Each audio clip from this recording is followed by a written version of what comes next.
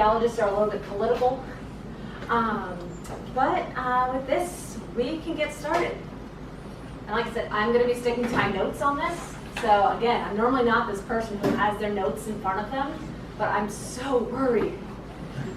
And we can get started. All right, so I'm Emma. I'm with the Florida Public Archaeology Network.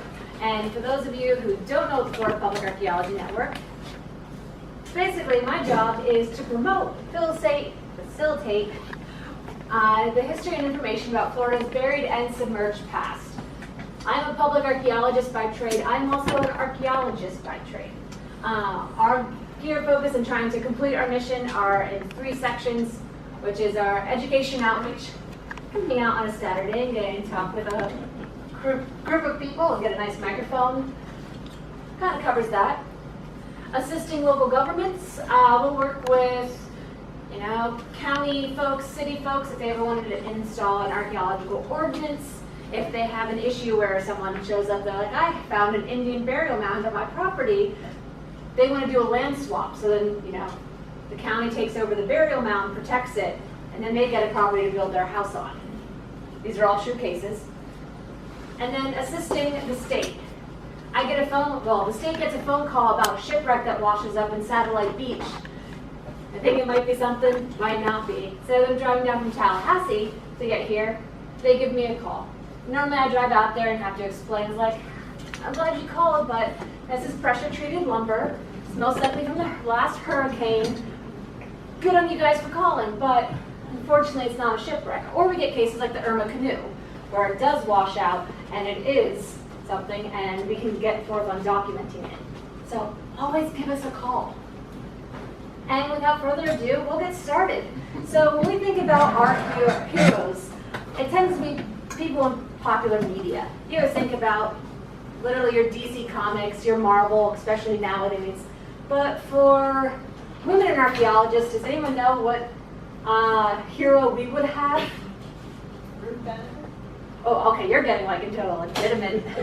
I was not expecting that. Normally, someone will be like, oh, you're like Tomb Raider. And it's like, yes, I want to be Angelina Jolie. That's never going to happen. But the popular media idea about what women in archaeology are really like tends to be Tomb Raider. Unfortunately, that doesn't help, at least in Jurassic Park, although she's a paleontologist. Her role, I forget her name, I just watched this movie the other night too. But she's at least a little bit more scientific in her work. So we don't really have much to go on popular media-wise, but when you look back forth in our history of famous female archaeologists, we do have a few. Ruth was technically an anthropologist, still counts. We'll still claim her. Because why not? If no one knows in the room, archaeology is a subfield of anthropology. Basically, instead of studying modern humans, we're going to study the really old dead ones.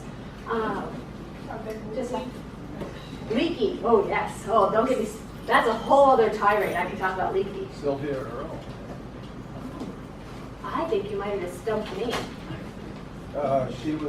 She promoted underwater archaeology, but was primarily a photographer. Oh, yes. I do know who you're talking about. The fact that you described her a little bit more made me realize her name. There's a lot of names in archaeology you tend to think of. Do you have an archaeologist? Schwingman's wife, Sophia. Do you guys want to give the talk? You guys are really getting me here. Now I'm even more nervous about giving this talk. I'm going to screw up here. How about a Florida girl, Barbara Purdy? Oh, Barbara Purdy. I actually just met her not too long ago, and I will talk about her because she is definitely one of our grit-tempered Florida archaeologists. And for the fact that she is, I believe, in her 90s now and is still working, that is phenomenal. So I wanted to go into, there we go, exactly why I'm here. Again, I have a job, I have to be here. You guys requested me, I show up.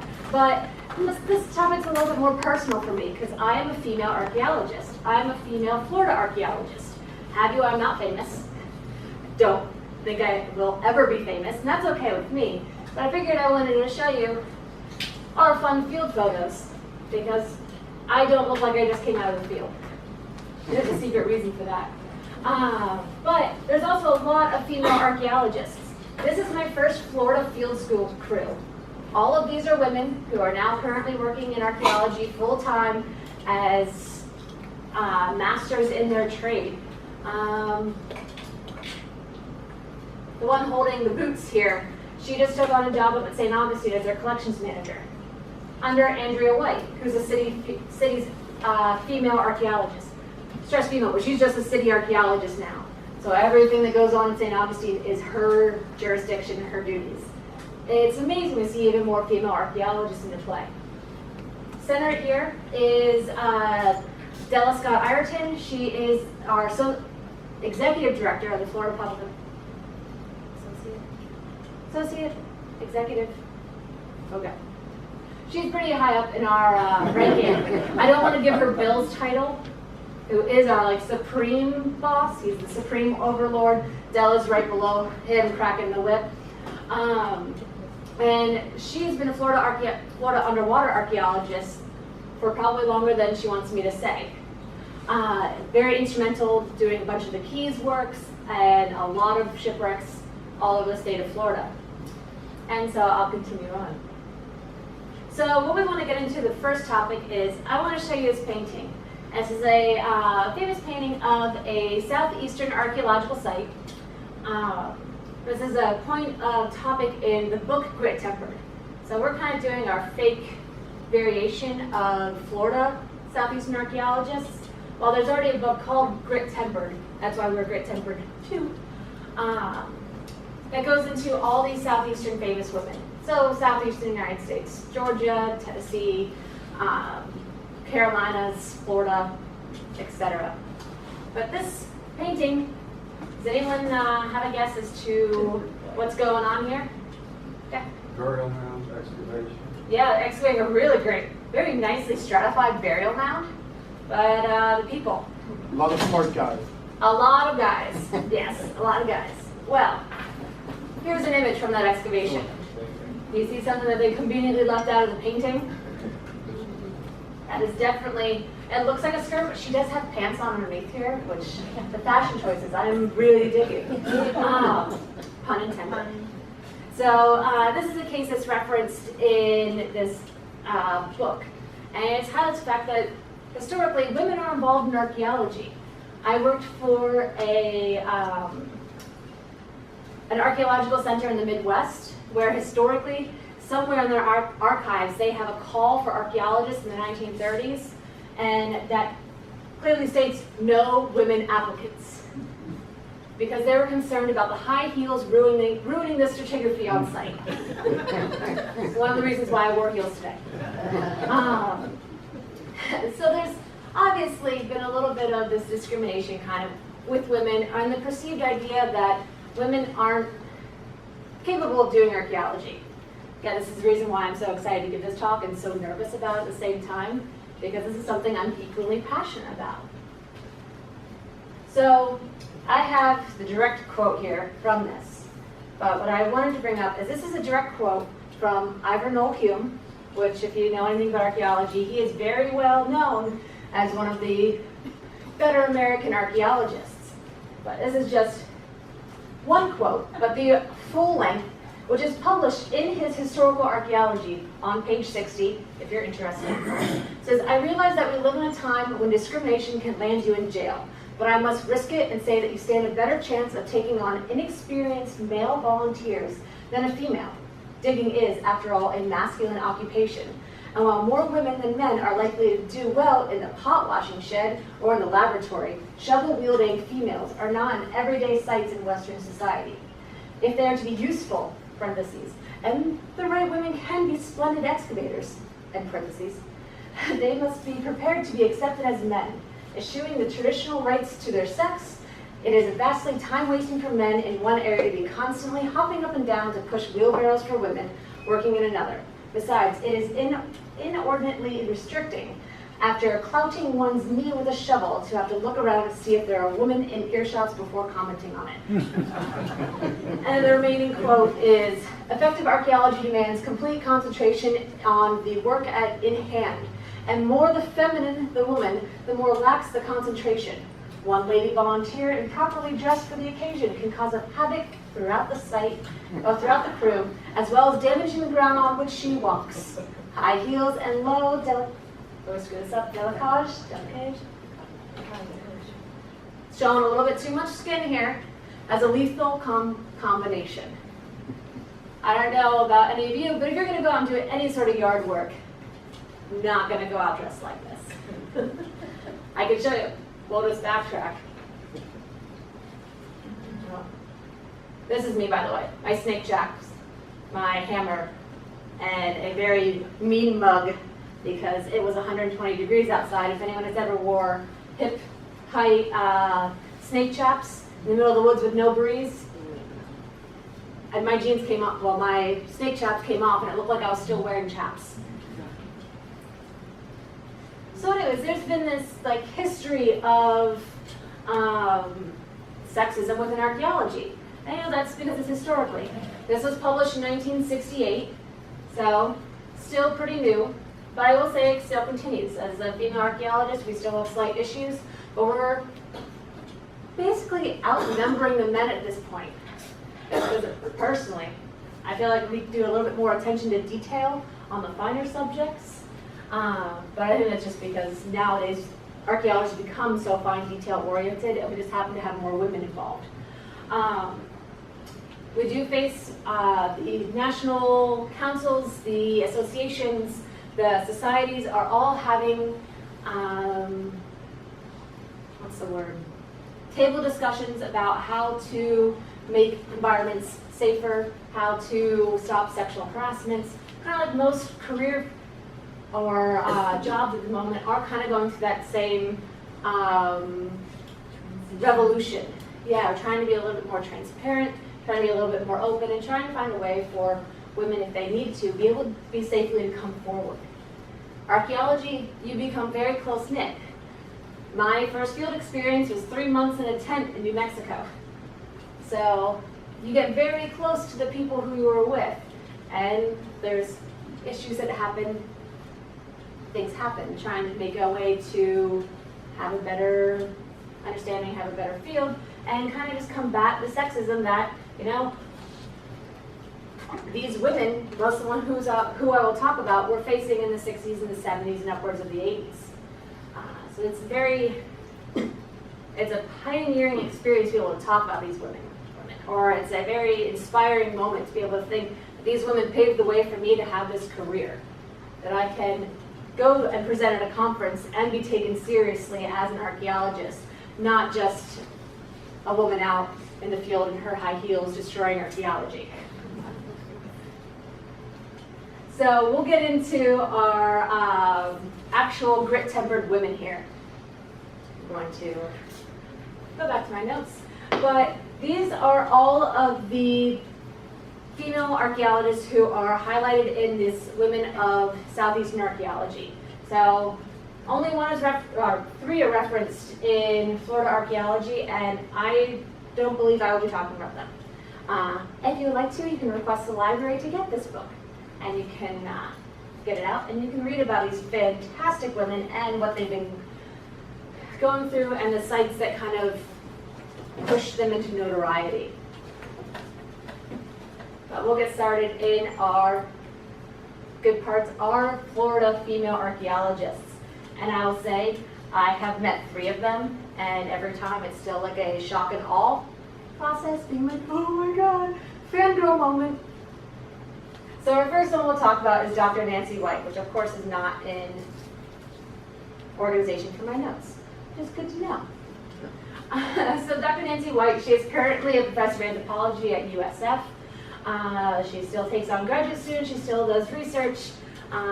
Overall, she is still a functioning, awesome archaeologist. You can see her work. She is a PhD from Case Western. Her focus is going to be our Florida prehistoric past. But she also focuses a lot in, of course, women in Southeastern archaeology, and she has an extensive cultural resource management background, or CRM, which is the easiest way to describe it. If They're going to expand 95. They bring in archaeologists to make sure they're not going to expand into any sort of archaeological sites. So this is a for-profit. You have firms that bid to get those positions. But either way, as a state or federal project, they're going to need to send archaeologists out. So she currently teaches an obscene amount of graduate listings. Oh my goodness. But all your introductory to anthropology courses, including physical anthropology, which is going to be the biological side of things, the human skeleton, and how that changes over time from evolution, and also the wear and tear on our bodies. I always like talking about that because I have a female archaeologist friend who she can look at bones from an individual and be like, they broke their leg when they were 6 years old, most likely riding a bike. They have knee damage because they were farm workers. Their joints are all very wear and tear. Future biological anthropologists will look at my generation and realize that we have arthritis in our thumbs from too much texting constantly. All that is visible and has left a trace on the human body. So she also teaches that. So she's been awarded with the Ripley P. Bullitt Award, which is furthering cooperation with avocational archaeologists. She's also been awarded the Outstanding Graduate Teaching Awards in 94 and 93. And she averages about two grants and 3 archaeological contracts per year at USF. Basically, she is still like grant writing. She's still out on the field. She's still doing her thing. So one of her research focuses on her work is going to be the Apalachicola River Valley. So this is where that prehistoric Florida comes into play. Because if anyone knows, it's this same area where they just found at the mouth of the Osceola River officially the oldest archaeological site in Florida. Does anyone want to take a guess at how old that is besides you, Bob? Because I know you know. I haven't seen the latest. I would guess it'd be about 12, Ooh. 15. Just a smidgen down. I would say around 15. It's 14,450 years old. Great. With radiocarbon dates. So, very, very prehistoric Florida. That is our Paleo-Indian past. And what's really cool about that is, it again, changes the way people think about Florida archaeology. Do you think that people were in Florida for 14,000 years? Not really. Everyone always thinks, oh, Flagler came through and then the people came and there were some Indians here at the time and that's about it. But 14,000 years. I'm originally from Pennsylvania. We don't have that depth of time in Pennsylvania that we know of yet. Knock on wood, we'll find it eventually. But Florida's kind of kicking butt here.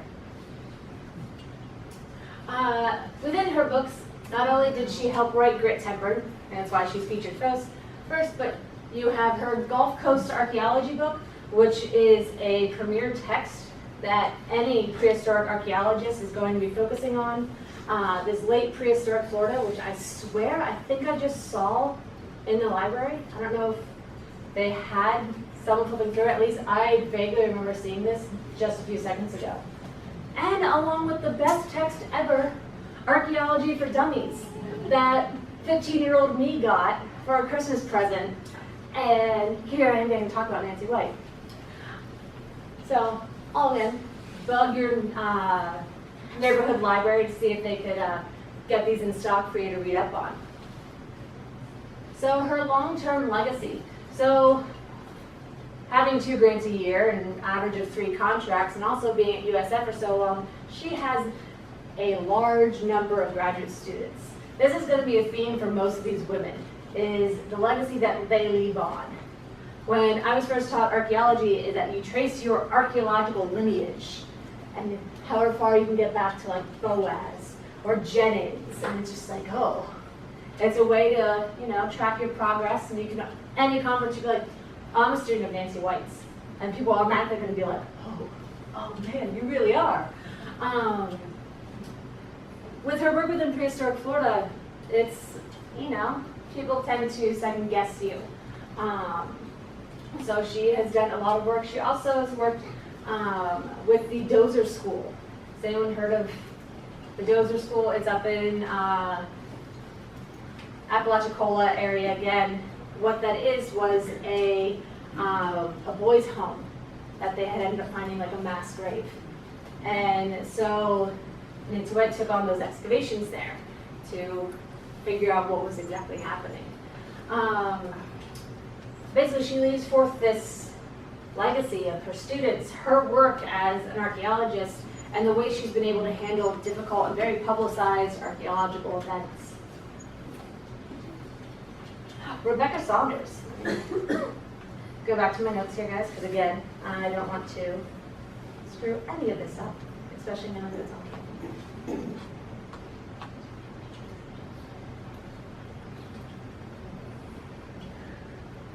All right, so we have Rebecca Saunders, and she is currently the curator of anthropology in the Museum of Natural Science in the Louisiana State. So she is at LSU. She is not currently in Florida, but she still does her Florida work. She has her PhD from the University of Florida, and then she got back in 1992. Again, general interest like most female archaeologists, well, most archaeologists in the Southeast, is general Southeastern tree history, early Native American archaeology, and forensics, which is a pretty cool little twist on things.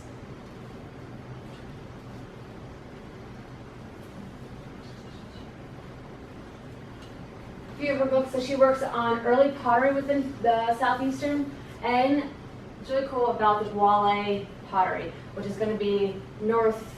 The Guale Indians are like southeastern mostly, but they extend into Florida. So she's interested mostly within the archaic period coastal adaptations and the rise of cultural complexity. So she's looking at how these coastal communities have changed, adapted to their environments, and more importantly, adapted to contact. So these are the groups of people that were in early contact with the Spaniards, and that's what she is looking at and publishing on. Ooh. She teaches a course currently on the seminar on contact period archaeology and ethnohistory. That is what I would be interested in. So one of her big things that she worked on in Florida were shell rings. So everyone knows about the traditional mound culture within Florida, correct? Everyone always assumes it's just a mound. But there are also different forms of those mound constructions, and some of those are what are known as shell rings. So these are an example of what they assume these shell rings would have looked like. There are a bunch of interpretations of what exactly is happening for these purposefuls. Early thoughts were that these little huts, and that's your trash just ringed out behind you, which still it makes sense, but is it just that simple? Are people just really throwing their trash out in perfect cylindrical rings around their living situations? I mean, these are cases where we're never really going to know the exact answer. But what we can see here is through her saying, oh yes. It occurs to me that maybe those are for barefoot Indians, and who would want to run across the shell mound with bare feet? Yeah, no, exactly. Yard sweeping. Most people never realize that even up into historic times, your yards would have been swept because you threw everything out into the yard. And I don't want to run across the beach in full shells, let alone run across my living space. So yeah, you have to think of, I always like to talk about prehistoric archaeology and the crazy theories that people come up with, but it normally comes down to the general, what would you do? Because to dispose of our trash in our house or right outside the window because it's going to be gross. But it also talks about exactly why the ring system, if it's somehow, blocking wind, flooding, any sort of kind of information like that. So she's also worked, I talked about that contact period. So she's worked within Spanish mission sites. So the Santa Catalina de Guale and the Santa Maria mission sites. And both of these, you can see information about them at the Amelia Island Museum of History. And what's great about mission archaeology is you see that contact point. She's interested in that coastal ecology and how things change, or coastal adaptations and how things change. What ends up happening is, these are those meeting points. This is the point where the Spanish are trying to missionize the Guale Indians. How are we able to study these cultures? How can we see that shifting point? And so she's done a numerous amount of field schools out here, and I guess it looks like you can see some of her lectures online, which is always the best. All right, now we're going to get to Bonnie McEwan. Now, let me skip to her because again my notes are way out of order here, or not at all, because it jumped to Dr. Bense, which I can talk about Dr. Bense all the time.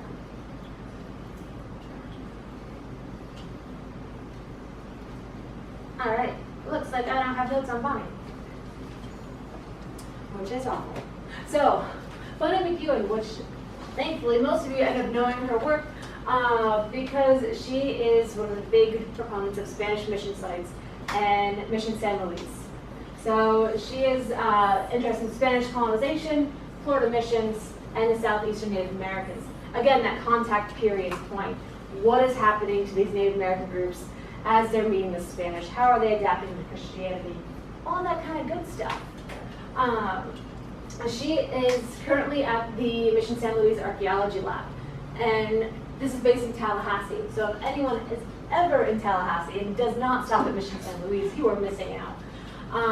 The site itself is an Apalachicola mission, where obviously it's a mission site, so obviously it's a mission, but it's where the Spanish and the Apalachi were living together, and the archaeology of this village has been conducted quite heavily and reconstructed. So you can walk through this area built right on top of the posts. So archaeologists found a post hole. The museum designers put a post right there. So you're walking through a reconstructed mission site. And the artifacts are on display in the museum there, and they still, on occasion, will do volunteer programs within the lab. So Bonnie also used to work for UWF for a time period. So not only does she have her Spanish Missions of Love Florida, which again is kind of like a key instrumental text, she has an entire text on strictly the Apalachi Indians at Mission San Luis, which goes into this point about how the Native American culture at the time, the Spanish culture, is blended so easily that the natives were able to take to conversion. But inside these archaeologies, you're still seeing ways where Apalachi culture is surviving. They're making Spanish foods, but with Apalachi bowls. You can see houses that people are intermarrying, and how the Apalachi have been taking into the conversion process. Some of the most beautiful artifacts I've ever seen come there, including a carved crystal cross. It's about, hey babe, just a little guy, but it's cut crystal. Well, like it's a glass crystal-y stone, it's all neatly carved, but it's this nice pendant, and you can see how it was found in an Apalachi house. Man, I can't imagine having to lose that and being in the 1600s and 1700s. And exactly how that would feel. Very into the sentiment of archaeology. Maybe that's because I'm a woman. I don't know. Oh, perfect. This is the cross I'm talking about. Here I'm trying to describe it. So the reconstruction there, you can literally walk into this Apalachi Council House, which is the most awe-inspiring, maybe not the most awe-inspiring moment, but it really knocks the breath out of you for how large this is. One, this is a person. Those are people too. So this council house is huge. And this is based on the archaeological footprint. It's not like they decided they're going to build the reconstruction outside. They found a post, they put a post in. To reconstruct the thatching here, they ended up bringing over a group from Africa who still knew the traditional thatching methods that would have been used in this kind of period culture as well. So it's done amazing. And then they also have the reconstruction of the church there. They do a lot of events there where the Catholic higher-ups, I'm not very religious, so I'd never understand the hierarchy system, but they'll have current missionaries come over and they'll have these meetings. These bishops, archdioceses will all come to this mission site still, because it's that that history as well, along with this Appalachian Florida Native American history. Dr. Judy Bense, I am a UWF current alum. I'm finishing my master's degree at the moment, so you can't go to UWF or really talk about Florida history of the Panhandle without talking about Dr. Judy Bense.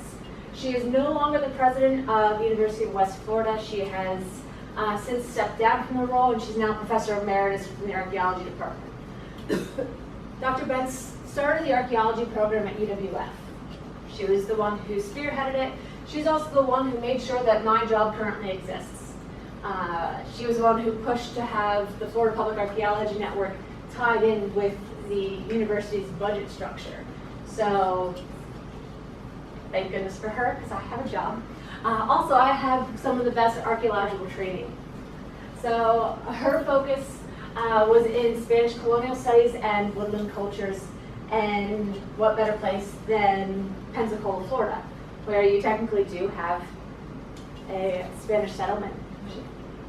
She gladly enough came back to archaeology shortly after we found the Luna settlement, so now she's even more of a heyday. But she basically, easiest way to put it, she was an archaeologist in the area, teaching UWF, and realized that there's no structural department and that all downtown was being developed. And downtown is built on a Spanish fort, a British fort, an American fort, short occupation of French in there too. There's a layer cake of all of this colonial structure that's unlike anywhere else in the United States, because you don't have this short occupation of Spanish come in. And then I think the French come in for a little bit. Then the British come in. Then the Spanish come back. And then American comes, all within this layer. Well, now they're developing downtown Pensacola, and they don't have any sort of archaeological ordinance protections or plans. So she stepped up and was just like, we need to do something. And that's what she did. So the Presidio de Santa Maria de Galve is a large Spanish fort that's in downtown Pensacola. She's also instrumental in the development of downtown's public archaeology sphere. So if you're ever visiting Pensacola, you can walk, well, the goal is maybe in the next like 15 years that you can walk the archaeological footprints of all the forts. So if you're walking down the street, you'll see like a bright yellow brick road, a yellow line, and that's going to be the Spanish. Or you'll see a blue line, and that's the British. And you see these overlapping fort structures. Although they're not there anymore, the archaeology happened. Now it's, you know, current streets and parks and buildings. You'll still be able to follow that history and realize how much is underneath your feet. She has a book on unearthing Pensacola, which is the most beautiful coffee table book you could ever own. She does colonial history of Pensacola because, again, that was her main focus, and she's done a lot of work with that, within that. And along with her archaeology of the Southeast United States. So again, I've met her like 6 times. She doesn't remember me every time, but she did punch me on the shoulder once, and it was kind of like a little like, so this is this downtown colonial process she's working on. This is being completely rehabbed. More interpretation instead of just walking over exposed excavation units. And basically all the downtown museums are in partnership. She has an entire downtown, well, not she, the department, the city, but she's in on it, has a colonial trail, so you can follow the colonial archaeology trail, the colonial maritime trail, all through downtown Pensacola. We have this lovely British period square well here, which is a key stop in colonial downtown Pensacola, because they have a nice little living history museum, but she has interpreted the archaeology of the well, along with Pensacola's, the University of West Florida Archaeology Institute, where she works, has an active museum. She's this cool that she got to do ride along with the Blue Angels. Talk about like archaeology goals, but she's still a very key proponent in archaeology advocacy and trying to make sure that our Florida archaeological resources are protected, not just at a local level, but at a state level as well. And then we get to Kathy Deagan, which again, this was another moment of meeting an archaeology superstar for me, because I've gone for years in Florida, and everyone's like, oh, have you talked to Kathy lately? I was just like, I've never met her. But what's cool about Kathy is, Dr. Deagan, I should say that, about Dr. Deagan is that she has spent her entire career at basically one site. So if you want to think about 40 years in one archaeological site and you still have research questions, you can only imagine how amazing this site is. So again, she is a distinguished researcher at the Florida Museum of Natural History at the University of Florida. Her big focus is historical and Spanish colonial studies. So if you are a Spanish colonial archaeologist, where are you going to go? In Florida. St. Augustine.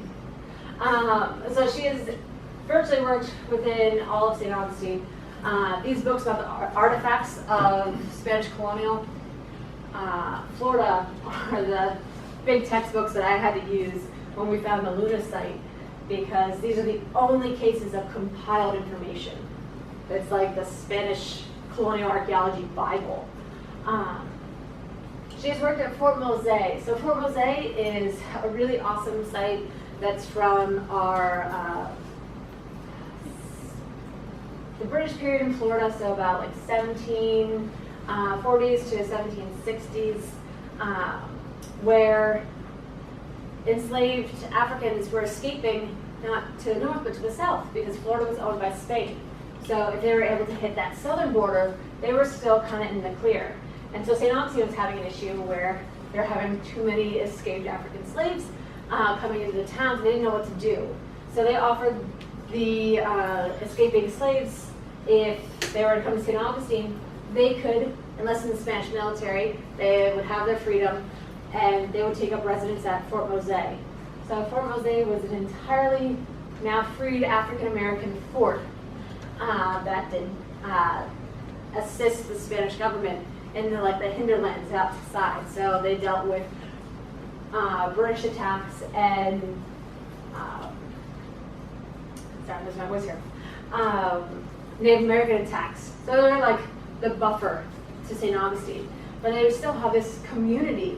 They weren't really given much in the way of rations from the Spanish government, but the archaeology there has provided us an insight in how they were adapting as escaped from escaping bondage to now having their freedom and now trying to hack out a life in the virtual Florida wilderness.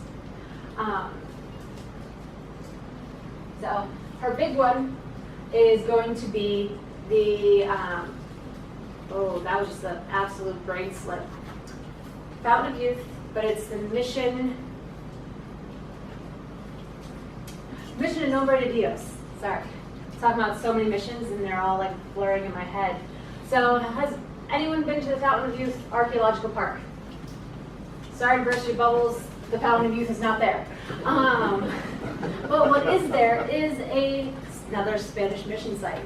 Thank you, Florida, or Spanish Florida, you built a bunch of missions. But it is one of the first missions ever built. And what's phenomenal about this is where Kathy's been spending her, Dr. Deagan, has been spending her career at excavating. So this site was the first mission built for St. Augustine. So this was built in the late 1500s and had occupation into the 16 and 1700s. You can go out to this site. Parts of it are now actually in a historic cemetery. Kind of fun. All your layer cakes of history. If anyone has been to the Mission Nombre de Dios, you know the gigantic cross that's in St. Augustine? It's literally 2 feet shorter than the airwaves, so they didn't have to put flashing bulbs on it. That churchyard there is where this mission was, and including parts of the Fountain of Youth structure. Fountain of Youth became very famous in the 30s and the 40s because of the mass Native American burials that they uncovered. And what they uncovered were over 100 individuals, all with Catholic burials, but they were all Native Americans. So it's this mixture of Native American burial goods and Catholic burial practices, really cool. But Kathy's been looking at not just those ways she had a hand in doing the remains, but also now the auxiliary structures. the actual mission site itself, the homes of these individuals that were all living here. Plus you have beautiful view of downtown St. Augustine. That hole right there is the top of that cross. So you can see where she's excavating at. The cemetery is like right over here in the way of the map. They were just doing public excavations not too long ago. She has a time where she can go out in the field and basically become like an aquarium where you don't get to knock on the glass and say, the archaeologist doing work. But you can go up and approach and they'll explain to you what she's doing, let you go through the screens. Like most of St. Augustine's archaeology that's done is still kind of open to the public. If you stumble across them doing work, they're not going to like shove you away, or they're going to let you be a little bit involved. So she's been working at this site for, again, 40 years, still answering questions about what this early mission site was like. It was eventually burned down, but it's also, they're currently working on a structure that they believe to be is the friary, where the, not the, again, my Catholic upbringing. Yes, where the priests were staying. Oh my goodness, why couldn't I think of that? I'm doing my Irish Catholic undergrad, very bad right now. This is, talk about other female archaeologists, this is Sarah Miller, and she had a chance to excavate with Dr. Deagan at the Fountain of Youth. And of course, like all archaeologists, we love beautiful profile walls. So you can see this nice little feature in her wall here, this little shell pile. This is my boss and director. So again, why I'm here talking about female archaeologists. Out of FPAN, we have 4 directors, 3 of which are female. And Sarah's the director of the Northeast and East Central. All of our staff are female. So it kind of shows that we're have a lot of female archaeologists in Florida. So with your, sorry, I just read this. This is not a slide that I had looked at before, but it just kind of shocked me. A bunch of Florida archaeologists, keep your trowels sharp, ladies. That's because Florida's a unique place to stay. So when we get into more about Kathleen and her work, within the historical archaeology, the Florida Museum of Natural History, which she's tied to, the collections there are digitized. And so she's the curator and the principal investigator on these sites. So you can get on and you can look at the excavation process. You can get kind of involved, but you can look and see more about these collections and what they're currently at use for, and just see what she's up to. What Dr. Deagan's getting into this time. It's kind of like a where's Waldo kind of deal. And we have another kind of great ending quote here. First, they adored science. They triumphed because they were having a wonderful time, which is kind of the case for most female archaeologists. It's like you get into something that you're passionate about because you're passionate about it, and you stick around even though you're dealing with doing field work in Florida at 120 degrees in July, having to literally be like covered up as though you're in winter. You stick to it because it's an amazing job to have. And there's an entire organization called Trailblazers, and these are going to be all blog posts that you can kind of look at about trailblazers or females who are paving the way in archaeology. And so they have questions with an archaeologist. This is all your kind of future research, because I can't tell you everything, and I'm still so nervous about giving this talk, man. So you can continue learning more about these women in science, just because for some reason people are still kind of apprehensive about going into a field of science, or at least women are still not getting into those STEM educations, and I don't know why. Especially just from a person my age, I've never experienced any sort of institutional hazards. No one has ever told me, like, you can't do your job. Did have someone who was like, oh, let me help you with that bucket there. But I think that was more or less, they weren't doing anything and I had to. I've never had these experiences because the field is changing. And I think that's with all sciences. I cannot imagine someone applying to, you know, a PhD program at UCF in engineering and then being like, nope, your acrylic nails are just gonna ruin something. We don't have that anymore, but we're still seeing there's more of an increase of men still entering into most science, most STEM educations. Maybe it's just the interest, or maybe it's just the inability to inspire the younger girls into getting into fields of science. Yeah, I think this is going to be my last slide, which pulls up these book titles again. And then the last one, technically, is not my last slide. I do have one that says questions, but I figured I'd leave this up here in case you wanted to jot down any other book titles to get into, to read about these phenomenal women and the work that they're doing. And in the meantime, I'll open up to questions. I can shout out in class order. You do not have to stick around for question and answer time because I am known to go off on many a tangent when I get questions. If you would like to leave, I will not take it as a personal affront if you're sneaking out to go home. Thank you. Oh, thanks. I'd just like to point out that Judy Bense has done quite a bit of work in Brevard County, and our chapter helped her on a lot of her investigations. Yeah, was she at Wendover, or who was at Wendover? No, Glenn Doran was at Wendover, and Dave Dickel. But Judy had a contract for CRM work, and she was doing some work on predicting sites. And we did a bunch of them on the South Beaches and the St. John's. Quite a bit of work, and she published a survey report on it. The big thing about archaeology is you have to publish. That talk about just other general issues in the field is we put a lot of gray literature out there that's not being heavily researched or put out to the public because I mean some of it is just boring ability to predict sites, but publication is still where archaeologists then get their information to then go on and do this. Just to quick clarify, so predictive models or site prediction is basically being able to briefly test areas to try to find ones that will most likely have a higher concentration. So I kind of like don't go here zones. Like if you have to, we'll do the archaeology, we'll figure out what's going on, but there most likely will be something here. Maybe your highway should just go right here instead of like have a weird loop. That's just kind of what that is. And you have a question about that? What was the name of the woman underwater archaeologist that came with Bill Boyle? That did what? The underwater archaeologist. No, this is a long time ago. When Bill Boyle was doing his things, was there a woman under archaeology? I must have been gone when that happened. I don't remember. I mean, currently our state archaeologist is a female, Mary Glowacki.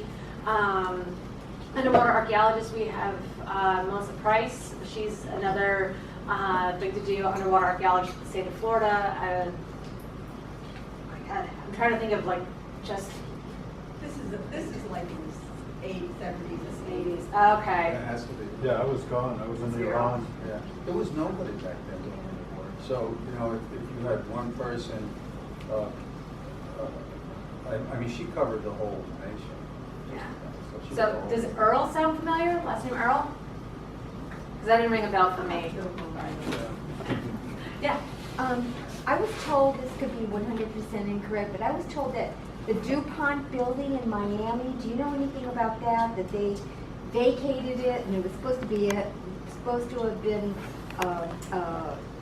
a burial site for some kind of Indian, so they reclaimed the land. Do you know anything about that? About the Miami Circle? The DuPont building in Miami, and it was empty. I mean, I saw it, it was empty. And somebody, I do not know my Miami history. Was it at the mouth That was of the something I Miami have to River? learn because it's not region. it was like in the Miami downtown area. I do know that like associated with the Miami Circle, there were very key prehistoric sites that were then had to be quick excavated for the buildings to go in. So it's thankfully that at least people want to have the Miami Circle, but now people are just like, oh, the dog park. It's not. It's an archaeological site. But I don't know about that, but it sounds so familiar, and it's gonna bother me until I'm able to like Google. Whenever they dig foundations, you know, they're liable to hit something somewhere. Yeah, and that's the thing, I mean. I thought the Indians had sued whoever they sued to stop, you know. There was a mall down there, I remember, that they had sued to stop. Okay, maybe that DuPont building was a part of it, And I don't DuPont know. might have owned, DuPont Okay. family might have owned the property. Okay. But it was a huge mall, they wanted to do in big buildings that they wanted to build, and I think they got sued to stop it, but I don't know whatever happened after that. Yeah, that's kind of the big thing about like archaeology and developments is just the fact that the land has been here forever, and we're not the first people to come along and want to build on it. If you have nice property now, it was probably nice property a couple 100, 200, 300, 1,000 years ago. So you're going to have that nice little layer cake of history of people living on the property. Again, people are the same as they are today. You want to have that nice area close to your resources, nice on the freshwater lake or near the streams or even along the coastal areas where you can get your resources. Now it's just pretty views and because we can go to Publix and get all of our goodies. But again, we still kind of stay in the same area, so when development happens, I mean, they get built up on top of each other. Good case is St. Augustine. After Matthew, they're doing some street construction. They found a bunch of burials. I don't know if anyone ever remembers this, the burials that were found underneath it was a wine shop at the time, like a little wine and cheese shop downtown. And thankfully, they're in the street, they found these burials, and the property owner was like, oh, our floor's been damaged, do you want to dig under it? And they're able to find more remains, and they found out it's the first burials of the Spanish colonizers. So it was the first cemetery within St. Augustine. So these individuals from 1560s, 1570s, 1580s were buried there. Records have been lost, and over time, I mean, when those buildings were built back in, the 1800s, 1900s, turn of the century, no one really thought about archaeology, and they weren't digging basements, so they weren't going to encounter any of these remains. And the coolest thing about archaeology is how interdisciplinary it is, because you start to think, okay, we have these human remains, they're not Native American, we don't have to go through the NAGPRA issues, but they're still somebody's ancestors. What do you do? They're Spanish citizens at the time of their death, so they talk to the Spanish government. Spanish government's like, eh. Then they're a Catholic burial, so they talked to the local archdiocese, and they were kind of okay with it, but then they're like, wait a second, is there money being exchanged? At the time, it's in a shop, so yes, there's money being exchanged in this old cemetery, and so that ground where those people were became unconsecrated. The road was fine.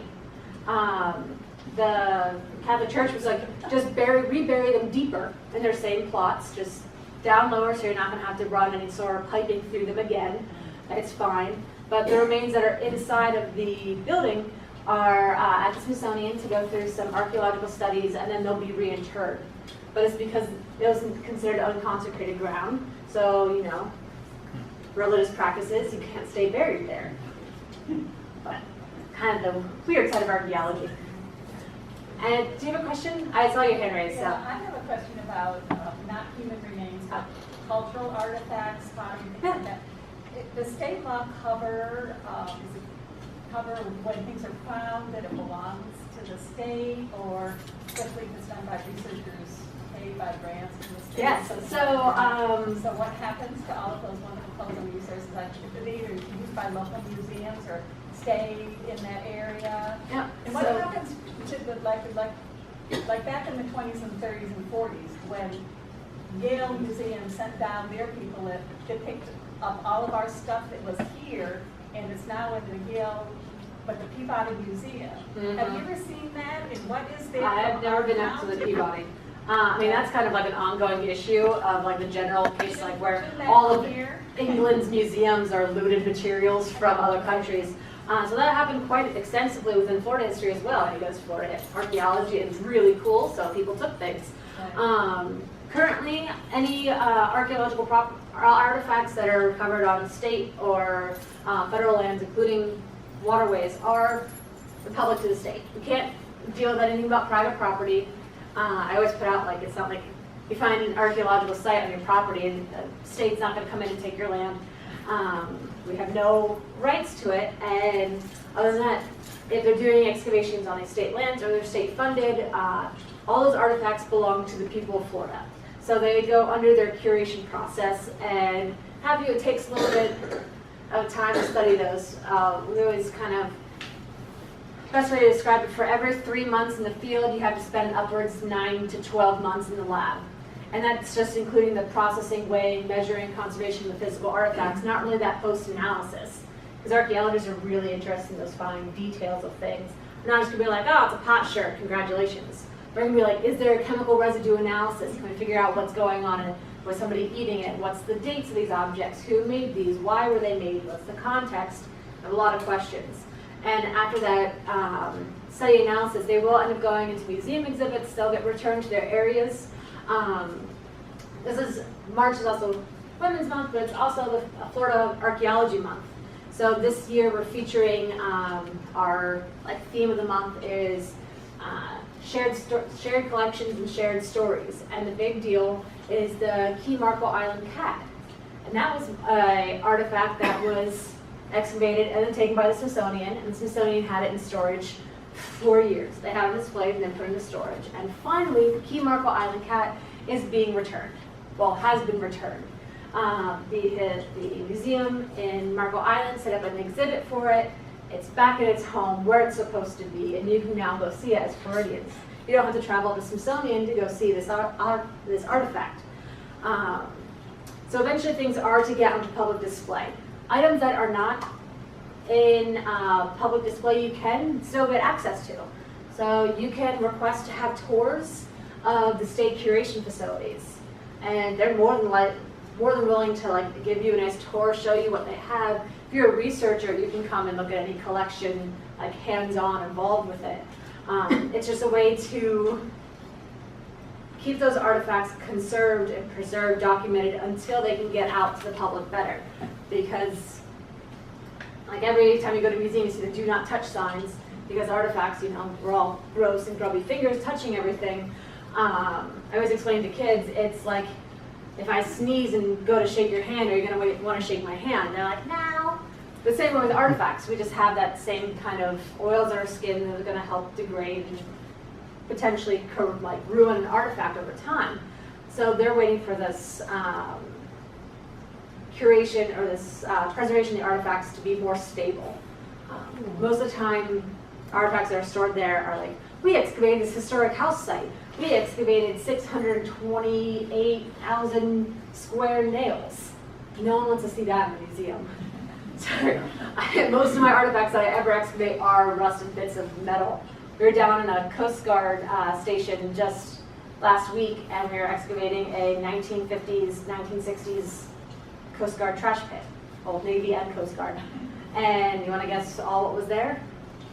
Little tiny iron metal fragments from Pop Tops. Well, didn't find that many Pop Tops, but the sardine can keys, which I'm assuming were probably also from MREs because it was World War II, and so many just flat, rusted pieces of metal. I mean, you might wear. No one wants to really see those objects, but the key ones, like the Key Marco Island cat, everyone wants to see it. I've only ever seen replicas of it or pictures of it. I'm so excited to be able to actually go see the real thing. And I have posters for Archaeology Month in the back of my vehicle, so I can bring those out. But there's also new ways of getting these artifacts to the public. And I don't have Wi-Fi. But some of my favorite artifacts that they're now doing is digitizing them. So even if I can't get to the actual object, I can get online and interact with it. So that means I can bring artifacts from the 1715 fleet that's off the coast a little further south from here, and I can bring them to the classroom and kids can manipulate and look and zoom in on these artifacts and learn a little bit about them. Even if they're still in their curation process or if they're still going under conservation, because after being submerged in water for 300 years, they're a bit unstable when we yank them out of their nice little home. Again, that was a tirade. So like I said, I tend to go on long tangents when I get asked a simple question. Yeah. Just one regard to the Peabody Museum. Yes. If you haven't changed it, session item number 1 was from Brevard County. The other thing is, pardon me? No, but their catalog is online. Oh, it is? Yeah. You can see things from here? There's photographs of some things. Yeah. The other thing is regard to public and private property. The only time on public property or private property is if a human remains are encountered, and there's federal law that governs that. Yeah, so if you're in your backyard digging your garden all nice and whatnot, and you turn up a skull or any sort of human remains, it is illegal to keep that.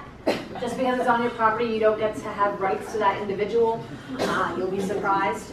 You'll also be surprised how many times that we get calls about somebody having, you know, a box of collections that's been passed down, and they open up the box and you're like, oh, well, that's human, that's definitely human, because that looks like half of a skull. So within the state of Florida, we have the Chapter 872 that protects all human remains. So if you do have human remains on your property, that is when the state can come in and excavate, and they will move them. It's not like they're going to take your land. Again, I always like to preface that. I come from central Pennsylvania, where they won't take your land, but archaeologists have met with shotguns many occasions when they're like testing along the borders, and they're just like, they're ready. So no, there will be no taking of land, but they will come in and do the excavations. And hopefully they'll be a little bit respectful of those individuals that have to be buried on your property. There's a lot of unmarked graves within Florida. Not just Native American, but early homesteaders as well. Because once those headstones are gone, you don't necessarily know where these burials are marked. And if your historical record says that we buried Grandpa down by the tree, which tree, where on the property, and that's, I mean, a lot of the cases are, and people traveling through. We have a lot of that here. I've got a deed from Melbourne Avenue, and the man sold his house back in the 1890s.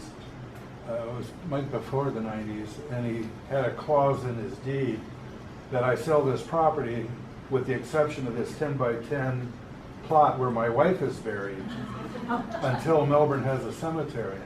Well, Melbourne got a cemetery, but she's not listed there, so she may still be in that yard on Melbourne Avenue. It's like, yeah, exactly. And there's a lot of cases where those historical records, if you're not like you buy a property, you know, yesterday, you're not going to do that in extensive deed research to see if there's any sort of like weird subclause you should be aware of. Yeah. Well, another Melbourne find, if you look up Amherst College, Oh, yeah. our mammoth, is it a mastodon too?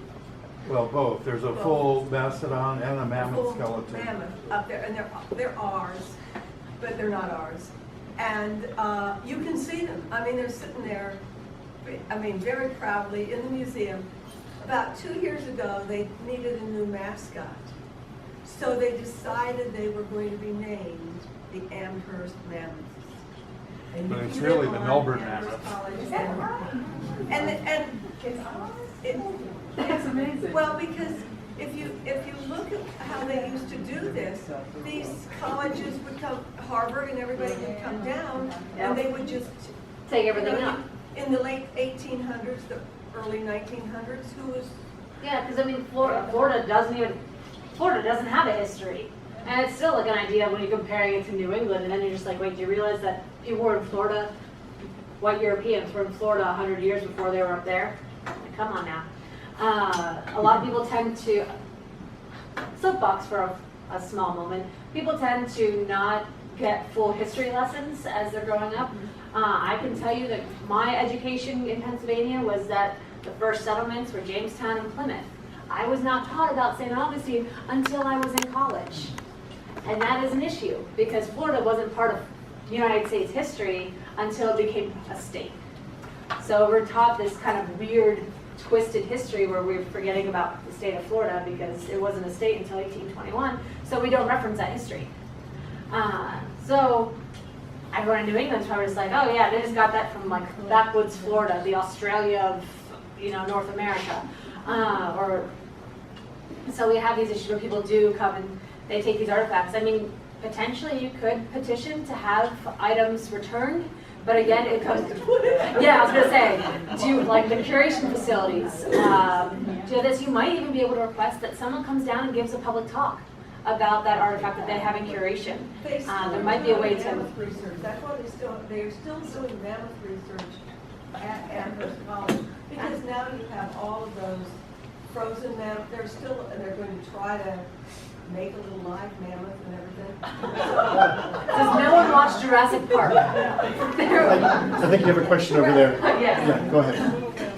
Yes. Perhaps the fact that Florida had so many mosquitoes and swamps might have had something to do with it. Oh yeah, I mean, the mosquitoes and swamps that are in Florida, they kind of made Florida seem like it's a No man's land. yeah, it is like this no man's land where, you know, these posh New Englanders aren't going to want to come down here to do research, or there's no real history here. The landscape is very unforgiving.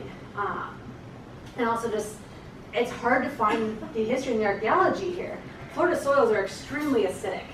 You also have, what I always like to explain with our Native American time periods in Florida, we don't really see a point where people start farming in Florida.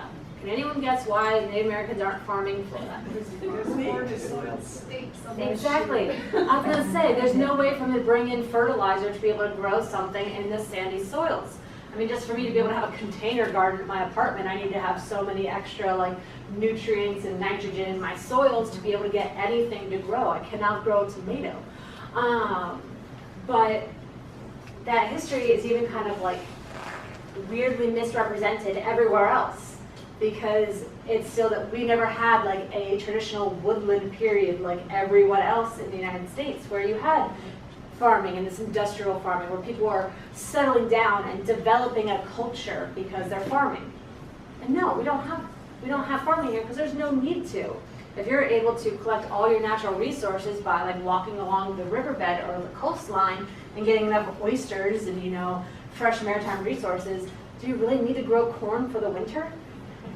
It kind of doesn't make sense. They go all the way in the back just because. I tend to disagree with you with regard to farming, because my grandfather and his brother were farmers and they came here in the 1880s. Oh, they can, yes, I would say yes, you can still farm these soils. I just don't have a green thumb. But within our Native American cultures, there is no need to have that farming industry like the rest of North America. So you can farm historically. It just takes a little bit more effort. And if you're able to travel around and get nice resources and have that natural landscape, there's no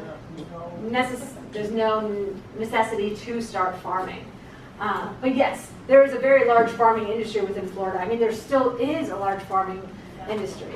Yeah, very much so, yes. There's a very interesting book, and I think it's, and correct me on the year, it's either the hurricane of 28 or the hurricane of 29, where Lake Okeechobee let go. And it talks about the history of farming. And they talk about how the soils around Okeechobee were good, but they would get depleted so fast that they would have to keep moving out and moving out and moving out. And that's why so many people ended up near there. Mm-hmm. But it's fascinating. It talks about actually trying to farm and discussing it, the difference between that and farming in New England or Virginia. And it was really tough. I mean, especially if you're doing hand tools or plows. I mean, it's a whole different than if you're mechanical. Yeah, it's not like you can go from having a Virginia-style plantation where you can grow everything and trying to do the same methods in Florida. You have to kind of learn and adapt to that. And that's one of the creations for the muck farming, how they drain parts of the lake, dam up parts of the lake so they have this rich, fertile soil just along lake beds. I mean, Celery City in Sanford, the whole point was because they muck farmed everything. Right, last question. What about, can you talk about camels in Florida? That blew my That's my mind. favorite thing, yes, camels in Florida. Where, how did they get here? When was this? So our Paleo-Indian period, which is again kind of like 14,000 to like roughly 10,000 years ago. If I'm wrong, I apologize for that. But Florida was a lot larger. So this is the varying sea level rise or temperature shifts, and at this point in time, we extended about a few miles out into the Gulf of Mexico with dry land. So this region of Florida the climate was drier, more arid. And so we had bison, we had mastodon, we had mammoth, which are all like grass grazers. If you're imagining having buffalo roaming through Florida, you have to have some sort of wide grass savanna. That's where the camels come into play. So America had these prehistoric paleo camels, these like megafauna, and they're found within Florida. People still find like camel teeth in the riverbeds, but it's because we had this grassland savanna. It's like you basically imagine most of like how Africans arid environment have that in Florida.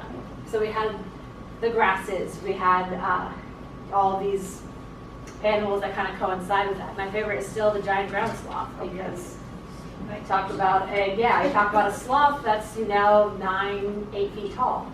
I said that when a lot of the Wendover period, it was taking place during the last one of those ice ages when Florida's coastline was way miles off. Yeah, it was still a little bit shorter. It's closing in. And so Wendover, go to the Brevard County Museum and check that out. It's still, I always rep that. It's my favorite just because you can see artifacts from the excavation. Talking about keeping things local, it's the only place in the United States where you can see artifacts from the Wendover excavation is in Brevard County, where the site's from. So keeping it local. I know that was my last question. Sure. So I will hang out in the lobby for a little bit if anyone has You can personal hang here. questions. We're good. We just gotta clean up a bit. So. Oh yeah, or I can hang out here. So. Emma, thank you so much. And so next month, April 13th, we have Architectural Heritage of South Brevard. So it's different houses. Michael Boonstra will be here. It'll be very interesting. A lot of great architect houses, businesses. He does a great program, so I encourage you all to show up. Emma, again, thank you so much. Oh no, thanks for having me out. If you have questions,